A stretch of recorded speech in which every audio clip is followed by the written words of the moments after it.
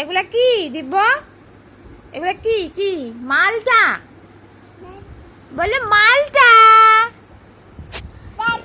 না, এগুলা দাদা এগুলা মালটা তুমি খাবা। তুমি কেমনে খাও তুমি এগুলা? হ্যাঁ তুমি এগুলা কেমনে খাও?